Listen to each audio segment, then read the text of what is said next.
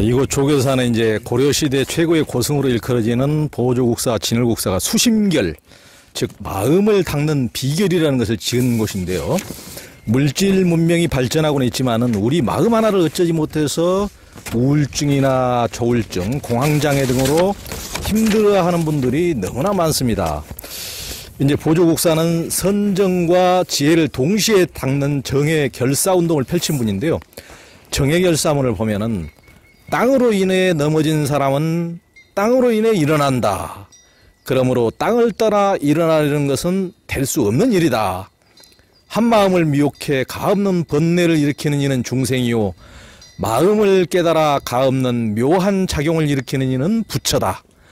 미혹함과 깨달음은 다르지만 요는 모두 한 마음으로 말미암은 것이다. 마음을 떠나 부처가 되려는 것은 될 수 없는 일이다 하면서 마음 공부의 중요성을 강조를 했는데요. 그런데도 이제 돈이나 집, 외모엔 집착하지만 이제 마음의 중요성은 간과하기 쉬운데 왜 마음을 닦아야 할까요? 이제 김재영 교우님부터 한번 말씀해 주시죠. 김재영 교우님, 그 다음에 김민혜 목사님, 법웅스님 한번 차례대로 한번 말씀해 주십시오. 네. 그 우리 법문에 보면, 모든 학술을 공부하되 그 쓰는 데 들어가서는 결국은 그 학술이 언젠가 변화가 돼서 끊어진다. 그러나 이 마음 작용하는 공부를 하여 놓으면은 이 마음은 지금 이 순간 이렇게 우리가 쓰고 있지 않습니까? 1분 1각도 끊임이 없이 지속적으로 이것을 활용할 수 있다. 그래서 가장 최신도 마음이요. 가장 가까운 것도 마음이요. 가장 지금 함께하고 있는 것이 마음이거든요. 그렇기 때문에 이 마음 공부는 모든 공부의 근원이다. 이렇게 이제 해주셨습니다.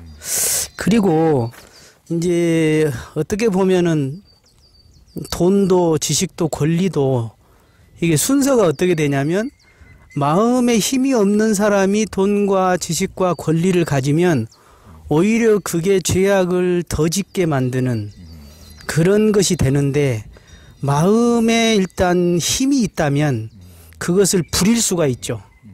그래서 더 근원적이면서 가장 핵심적인 거기 때문에 결국 제가 바라볼 때는 이제 종교적으로 이야기하면 마음은 뭐냐?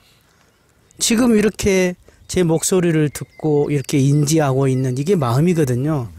이 마음이라는 표현을 이제 이웃 종교 사람들은 잘 모르는 것 같아요.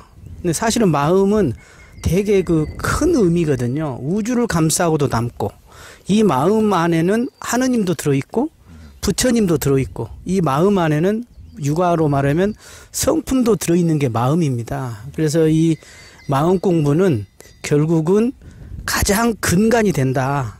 이렇게 생각할 수 있죠.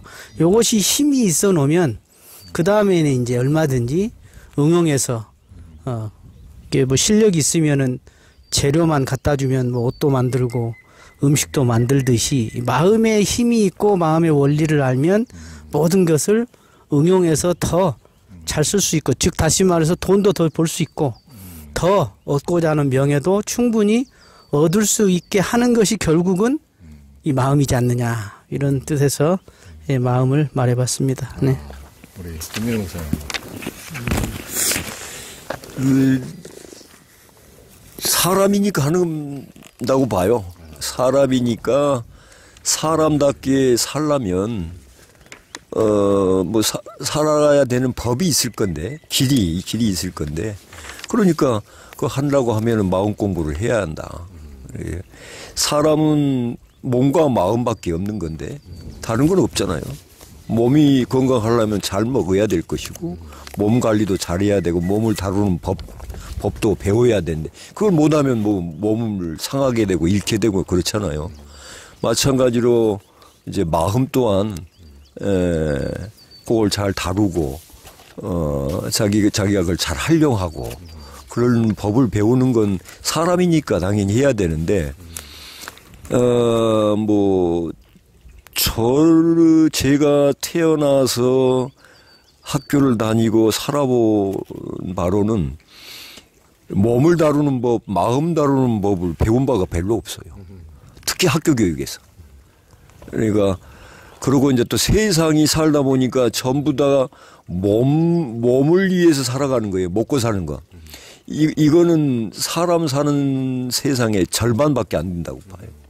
그런 거고 요즘 또 과학이 이제 발달해서 보니까 마음이 건강해야 몸도 건강한다. 이게 이제 제가 하는 바로는 그 불교를 과학의 종교라고 하는데 이미 이제 불교에서 2500년 전부터 그렇게 이야기를 해왔던 가르침이 있는 거고 또 새로운 종교에 이제 기치를 걸고 나선 이제 원불교도 물질이 개벽했으니 정신을 개벽하자 이런 게 이제 원불교의 이게 개교 동기잖아요. 이런 이제 개벽의 시대가 된 거죠. 그래서 얼른 모든 사람들이 이 공부를 저는 해야 한다고 봅니다. 정말 필요하고 다른 거 별로 없는 것 같아. 너 사람이지. 그럼 사람답게 살고 싶지.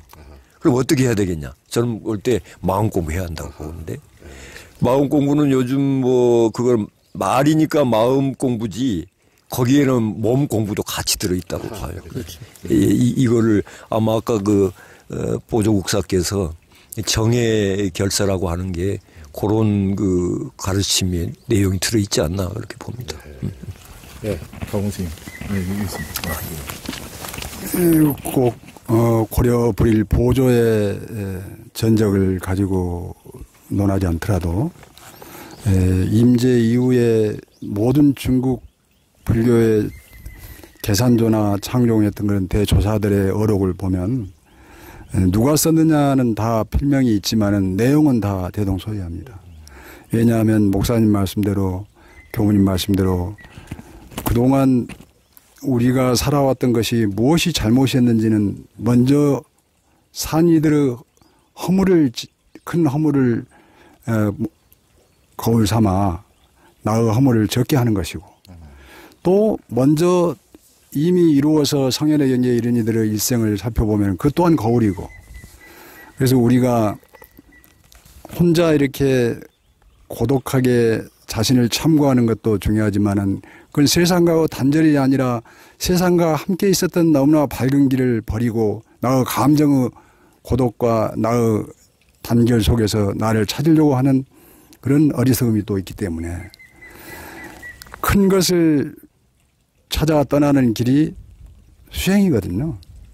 그래서 큰 돈, 큰 사업 이것도 비전이 필요하겠지만 그래서 우리 불교는 모든 특히 선불교에서는 자기 자신을 통렬히 깨어서 바라보려고 하는 그 시간 그 에너지를 화두라 그럽니다. 사실 화두가 간식월, 부모, 미생전 여러 가지 전적에 있지만 그러나 그 전적을 보고 눈만 살고 자기의 에너지는 거기에 도달하지 않는다면은 내가 가는 길이 아니죠. 그래서 현대인들은 목사님 말씀대로 굉장히 개화되고 발전된 문명을 함께하고 있기 때문에 굳이 아주 어려운 고조사의 세계로 아니 가더라도 우리 스스로 환경이 또 고통이 그리고 외로움이 스스로 화두를 들게 만들 수밖에 없는 그런 수행 기간이 시대다. 그렇게 봅니다. 하여튼 지금은 이제 마음 공부를 해야 될 시대다. 하여튼 이제 이 의견에 세 분 다 동의하고 그렇게 주장을 하고 계십니다. 법웅스님은 이제 출가해서 이곳 천잠에서 이제 선의 기운이 상당하셨던 화란 스님을 저도 이제 예전에 이제 금강산 순례하면서 우리 화란 스님을 같이 배우면서 이제 금강산 순례를 같이 한 적이 있는데 이제 우리 화란 스님이 굉장히 그때 저도 처음 뵀는데 그때만 해도 벌써 이제 23년 전인데 이제 지금 이제 열반하신 지 한 2년 되셨잖아요. 3년? 4년 돼가 4년 되셨는데 그때만 해도 노스님이었는데도 기운이 이렇게 짱짱하시더라고요. 그래서 짱짱하시고 이렇게 혈기방장하신 이렇게 짱짱한 기운으로 나를 옆에 쫙 보더니 아따 너 잘생겼다. 잘생겼다. 몸이 잘생겼어. 하여튼 그랬던 기억이 납니다. 그 이제 그 화란 스님을 이곳에 천잠에서 은사로 모시고 이제 출가한 이래 선방에 가서 통도사 경봉 스님, 해인사 성철 스님, 백양사 서원 스님, 송광사 구산 스님 같은 기라성 같은 분들을 모시고 선방에서 이제 수행 정진을 하셨는데, 또 송광사 불이람의 법정 스님께도 자주 이제 들으셨다고 들었는데요. 그런 선지식들은 이제 불교에 대해 대단한 자부심을 가지고 있었죠. 그분들의 가풍이 조금씩 달랐을 텐데도 어떻게 다루고 그분들이 기독교나 원불교 같은 이웃 종교에 대해서 평하신 거나 언급하신 것 가운데 혹시 기억에 나시는 게 있습니까? 제가 모셨던 그런 선지식들은 다 이제 세상을 떠나셨는데요. 이번에 우리 송광사 방장스님 모시고 인도 부처님 8대 성지를 다녀왔습니다. 처음으로 저는 인도 성지 순례를 했는데, 그때 성도제일에서 보드가야 대탑에 있는 그 성도제일 기념 법회를 달라이라마 스님께서 하시기 위해서 오셨더라고요. 그래서 달라이라마 스님을 배울 수도 있겠구나라는 기대감도 있었지만, 저는 이제 서가모니 부처님의 탄생에서 열반까지 걷는 목적이 더 컸기 때문에 아니 뵈더라도 특별하게 어떤 기대를 갖고 가는 아니었는데, 마침 그 성도제일 법회 때 달라이라마 스님의 그 첫 일갈성을 들을 수 있었어요. 그래서 내가 중봉에게도 거물은 문을 여는 방법이 좀 다르더라 이렇게 이야기했는데, 그 엄청난 그런 많은 대중 앞에서 그 노장님이 올라가셔가지고 첫 마디, 여기 앉아있는 저와 만장에 있는 계신 여러분들은 다 똑같은 인간입니다 라고 말씀을 시작하셔요. 그것이 나는 선불교 정신에서 참으로 그 통렬히 깨달은 그 평상심시 도를 말씀하신 것 같아요. 물론 여러 선승들이 법상에서 권위와 용맹과 그리고 법을 필요하는 방법들이 낱낱이 다를 수는 있지만은, 그분이 다르다고 다른 법문을 했다고 해서 그게 진리에 개합하지 않는 건 아니거든요. 가장 한국 선불교에서 저는 처음 출가해서 첫철 모시고 살았던 어른 중에 구산 큰 스님을 늘 잊을 수가 없어요. 그 어른은 당시 선승들 중에는 그렇게 뭐 말씀을 많이 하시는 어른이 아니었습니다. 선승들이 다 대부분 그 교학자들이나 교수사 스님들처럼 말씀을 많이 안 하시지만, 그 어른은 늘 그 지면에 가까이 몸을 낮추고 항상 두 손을 모으고 바라보는 것은 부처님을 존안하는 자세, 그리고 오는 그 걸망 하나 지고 그 떼국물 냄새나는 수자 하나하나를 그렇게 자비롭게 경책하신 것이 잊을 수가 없어요. 요즘에 그런 선지식들이 많이 그리울 때입니다. 물론 그 당시는 70년대 말 80년대 초 이럴 때는 가난했습니다. 사찰도. 그렇게 여유롭지 않아서 출가한 승려들이 세끼 밥을 흡족하게 먹으면 얼굴에 해바라기 미소가 절로 나오는 그런 선원이었거든요. 지금은 나부터도 많이 물질에 젖어 살지만은 너무 수행하는 사람들이 중생들보다 더 많이 가지려고 하는 게 큰 병폐라고 봅니다. 사실은 우리는 중생들보다 아주 가난하고 어려운 중생들보다 더 적게 가지고 더 즐거워할 수 있으면서도 더 영광에 쌓여 있을 때 존경받을 수 있다고 생각해요. 선지식들은 다 큰 대중을 이끌었지만은 다 소탈하고 옷 한 벌, 성철 큰 스님, 구산 큰 스님, 뭐 소홍 큰 스님 돌아가신데, 그분들은 뭐 제자들에 의해서 뭐가 선양이 되는지는 모르지만 일생을 거의 옷 한 벌로 삽, 곡괭이, 호미 이런 걸로 지내시다가 돌아가신 분들이거든요. 늘 그 어른들의 향기를 잊지 않고 나도 부끄럽지 않은 삶을 향하려고 노력하고 있습니다.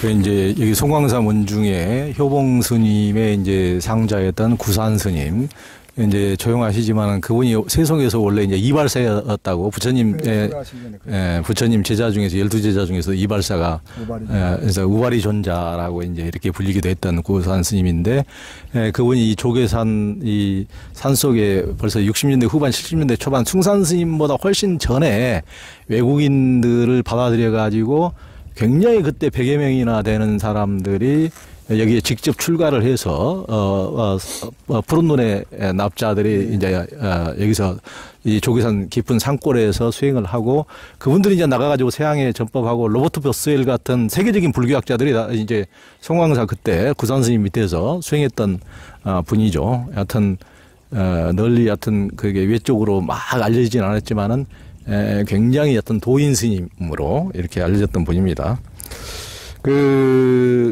우리 이제 김민혜 목사님이 스승으로 모시고 공부하는 이현주 목사님은 교회 밖에도 구원이 있다라고 해서 이제 교단으로부터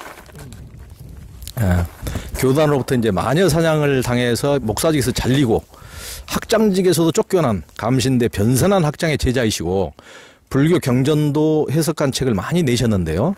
종교를 넘나들면서 본질을 추구하는 우리 김민혜 목사님이 볼 때는 기독교의 배타성이 참 답답해 보이기도 할 텐데 기독교 근본주의와 배타성을 보면은 김민혜 목사님은 어떤 생각이 드십니까?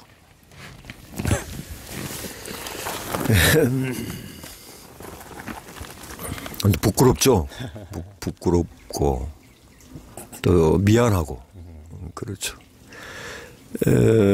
그럼에도 이 문제를 좀 깊이 볼 필요가 있다고 봐요. 그래서 그런 뭐냐면 하나의 역사적 과정이다. 그리고 그 모습은 하나의 시대적 유물이라고 봐요.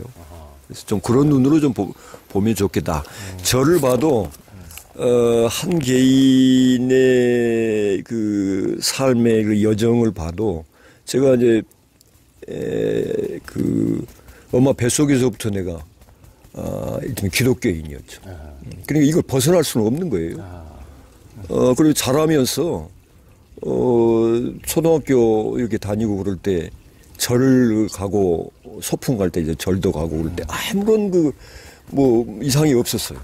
근데 이제 성장하고 어디선가부터 그게 이렇게 주입돼서 왔는지 모르는데 절집 가는 건 그래도 봐주겠는데 성당 가는서는 절대 안 된다는 거지.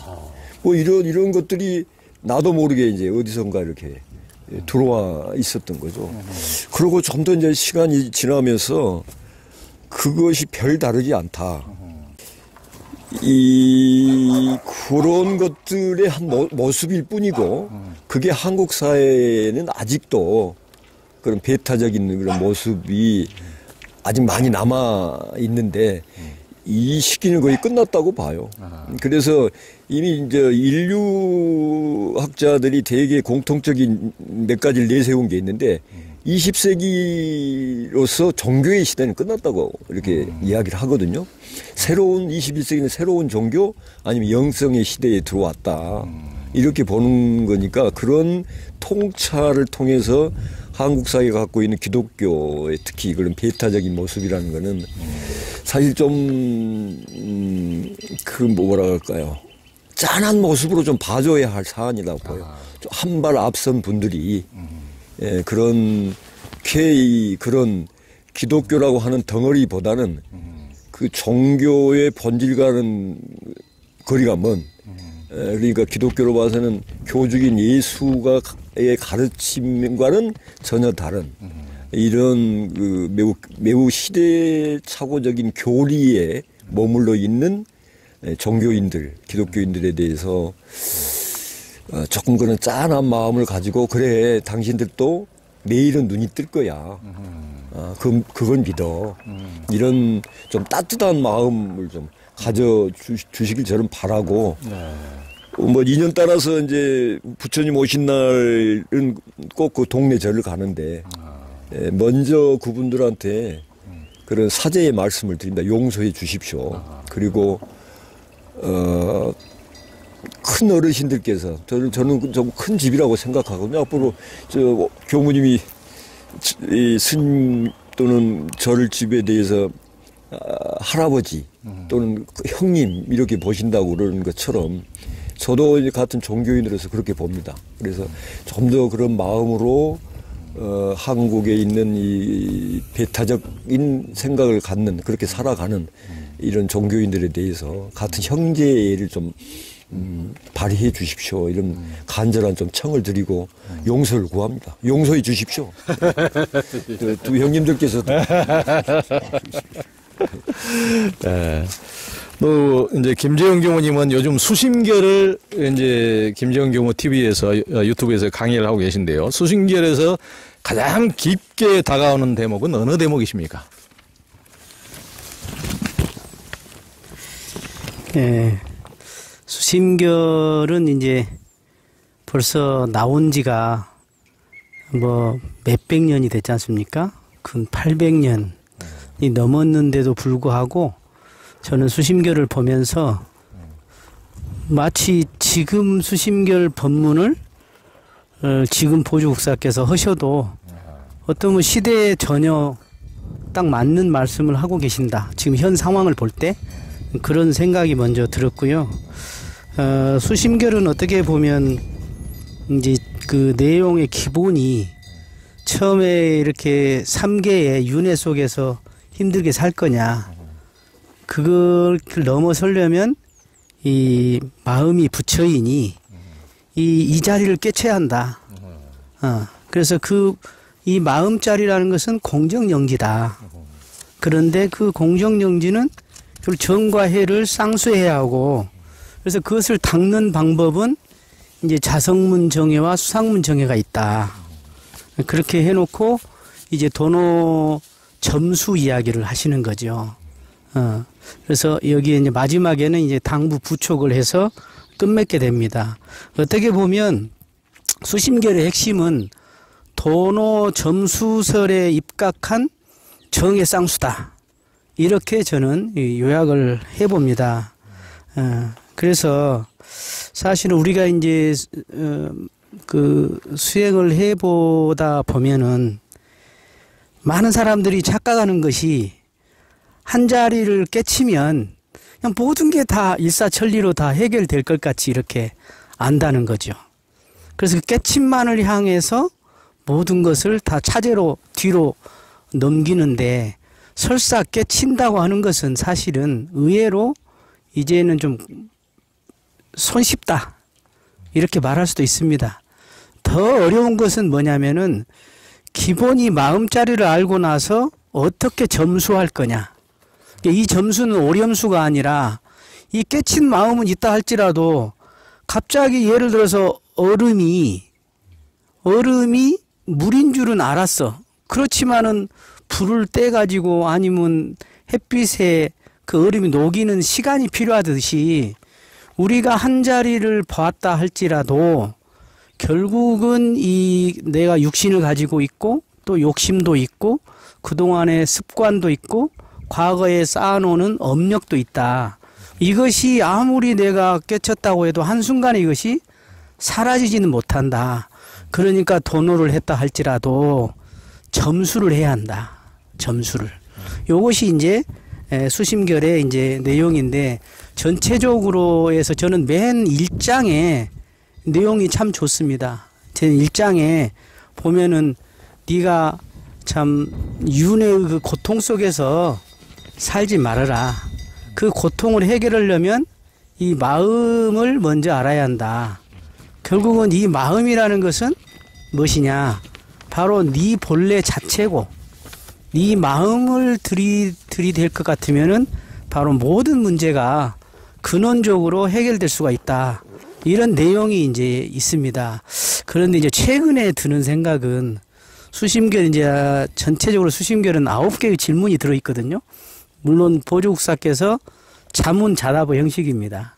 그런데 그 중에 이제 그 7장부터가 이제 그 두 번째 질문이 나오는데, 그 질문의 내용 등에 무슨 내용이 나오냐면 신통에 대한 이야기가 나옵니다. 그 질문 자체가 아니 깨쳤으면 신통 자유 변화해야 하는데 왜 요새 이렇게 도인들 보니까 신통한 사람이 없냐, 이런 내용이 이제 들어있거든요. 내용 안에. 근데 요새 제가 그 넷플릭스에서 나는 신이다를 보면서 딱 지금 보조국사께서 저 말씀을 해주신 거하고 같이 연관이 됐어요. 다시 말해서 지금 우리 보통 사람들은 뭔가 좀 조금 능력이 있으면 그것이 마치 하늘로부터 받은 그런 선지적 능력자라고 이렇게 스스로 그렇게 분위기를 유도하는 사람도 있고 그러거든요. 그런데 이게 알고 보면은 부처님이나 예를 들어서 큰 성자들은 그런 것들보다는 누진통이라고 그러거든요. 누진통. 정말로 근원적인 그런 수행을 통해서 그런 능력을 갖췄는데 보통 요새 조금 어떻게 보면 제가 볼 때는 몸에 영가가 들어가고 일종의 무당기가 들어가가지고 그것을 능력이라고 해가지고 본인은 마치 하늘의 존재인 양, 마치 제2의 하느님인 양 이렇게 말하는 걸 보면 또 거기에 속는 사람도 안타깝고 그렇게 하는 사람도 안타깝고 그런 신통 변화가 있어야지만 그 사람이 꼭 선지자인 것 같은 또 그런 우리의 대중의 어리석음도 안타깝고 그래서 수심결에도 그런 내용이 잘 나와 있습니다. 예. 예, 그렇죠. 우선 이제 보조국사께서는 굉장히 이제 그 전통적인 불교 수행자 선생이면서도 현실론자였던 것 같아요. 현실적으로 그래서 사람들 중생들을 수행자들을 제대로 이끌기 위해서는 정의 쌍수가 다 같이 필요하구나라고 이제 굉장히 현실적인 수행론자고 이분을 저는 이제 도노 점수론자다 이런 식으로 한정되는 것도 제가 보기에는 안 맞다고 생각하거든요. 그래서 이분도 이제 부처님이나 육조대사처럼 도노 돈수로 단박에 깨침으로써 일거의 습기를 해결하는 분도 있지만 현실적으로 뭔가 마음자리를 봐도 굉장히 업식이 돋고 그동안 쌓아온 습기가 강해서 그렇지 못한 근기의 사람도 있기 때문에 그런 사람들에게는 차차 이렇게 습기를 닦아가는 이런 것도 필요하다. 이런 식으로 굉장히 현실적인 구체적인 이제 가르침을 주신 것으로 이렇게 저는 이해를 했고요. 그리고 이제 방금 이제 우리 김재인 교수님께서 말씀하셨던 어떤 신통이라는 이런 부분까지도 굉장히 종교가 잘못될 가능성이 있기 때문에 실제 이제 고려 말에 이제 불교가 엄청나게 타락을 했고 그래서 이제 고려가 망하고 이제 불교가 도성에서 쫓겨나와서 산속으로 이제 가는 이제 계기도 됐는데 타락을 한 것이 이제 그런 신통이나 현대 기독교 계통에서도 그런 게 많이 나오지만은 무슨 치병의 능력이 있느냐 이런 걸 보면은 이제 일시적으로 뭔가 산기도를 열심히 하거나 누군가가 무술 수행을 열심히 한 것처럼 기운이 장장할 때는 뭔가 반짝이는 게 이렇게 나올 때도 가끔 있긴 하죠. 뭔가 조금 도움이 되는 이제 기가 발산이 되고 그러면서 한두 번에 그런 게 있으면 그런 걸 보여주기 식으로 이제 가짜로 이제 병을 고치는 것처럼 이렇게 장난질을 치는 사람들을 제가 숱하게 봤고 들었기 때문에 그리고 우리나라에서 제일 치명 능력이 탁월한 분으로 알려졌던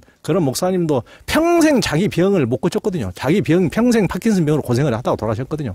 그러니까 전부 다 거짓말인 거예요. 거짓말을 이렇게 혹세무민하고 그러다 보면은 그런 심장병을 1000명의 환자를 살리고 간암 환자를 수천 명을 살리고 이런 사람이야말로 진짜 메시아지. 진짜 죽어가는 사람들을 그렇게 살리는 그런 의사가 계신데 그런 한두 명 이렇게 대충 살렸다고 가짜로 가라로 이렇게 도인행세하고 이러는 것에 혹세무민하고 이렇게 속아 넘어가는 것이 중생의 어리석음이죠.